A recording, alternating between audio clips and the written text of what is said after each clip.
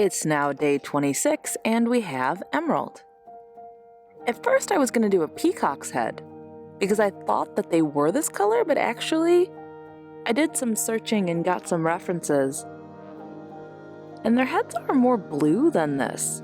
It's really their tail feathers that are more like this emerald peacock green color.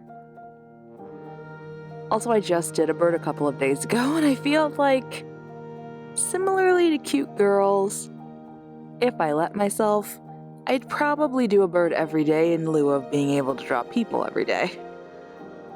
But anyway, so I searched for peacock green on Google to see if I could find something I wanted to draw, and found this species of butterfly called a green moss peacock butterfly. And I decided to draw it.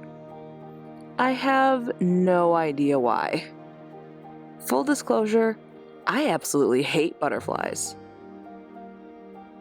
Like, I have been terrified of them ever since I was little, with their weird little fuzzy bodies, and oh, I can't even talk about them. Suffice to say, this was very difficult to draw. I had a hard time finishing this picture. I kept gagging while I was drawing it, and yuck. I tried to make this one sort of a tattoo-like design instead of a more realistic-looking thing because, well, honestly, I probably would have just dropped dead if I'd tried that. But anyway, after I added the swirls and things, I decided that once again this image was way too far to the left of the page, because it seems like I can't keep anything centered for this challenge. So I added a really large one on the right side of the page just to fill in the space like it was really close to you, which was terrifying in a different way. I added a few more circles or dots or whatever you want to call them that slowly get smaller as the line goes on.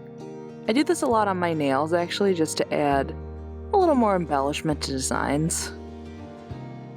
I wasn't really sure what else to do, so at this point I guess emerald green is check done.